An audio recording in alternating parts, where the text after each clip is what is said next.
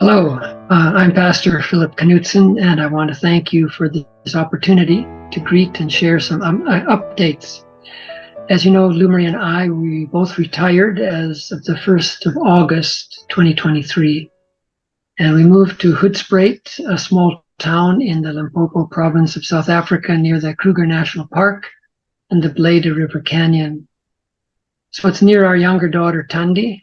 She and her husband run a wildlife, veterinary, and conservation service in this area. Our older daughter, Lindy, and her husband and two small children, they still live in Brooklyn, New York, and they're visiting with us at the moment. As you know, Lou was a high school chemistry and physics teacher for 40 years, and I was a parish pastor in South Africa, serving several congregations here, and then I was appointed as regional representative for ELCA Global Mission, and that is what I did for the last 15 years.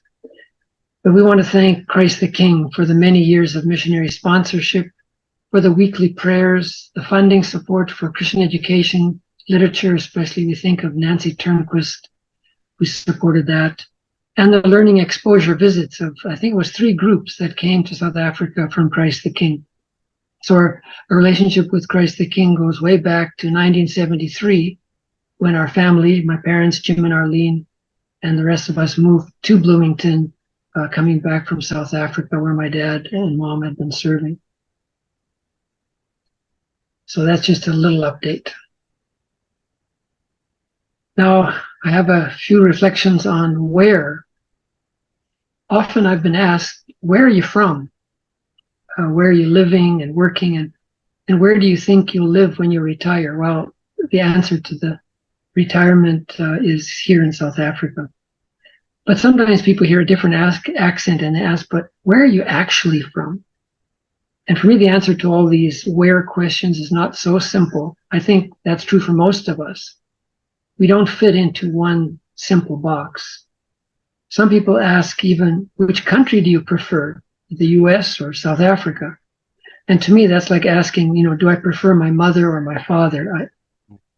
I say I'm part of both, and both are part of me, and they have their strengths and their weaknesses. For me, the question is not so much about finding holy ground, as if some places on God's good earth are holy and others are not.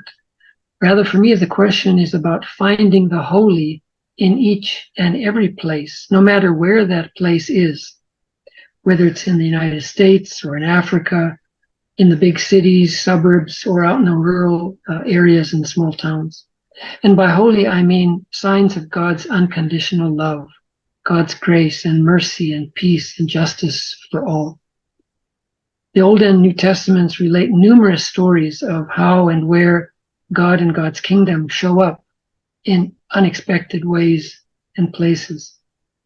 The 3 wise men, the Magi, went to King Herod in Jerusalem, the capital, and asked, where is the child who has been born King of the Jews?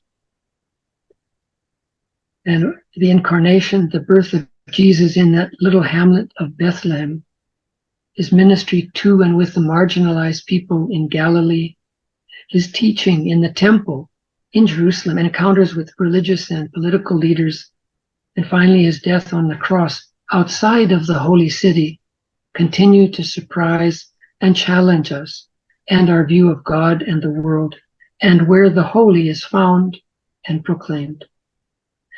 You heard me say it a few times, the church does not have a mission, but God's mission has a church. What makes you and me a missionary is not where we come from or where we go, whether it's around the corner, around the world. It's our baptism in Jesus' name that makes each one of us a missionary in God's mission.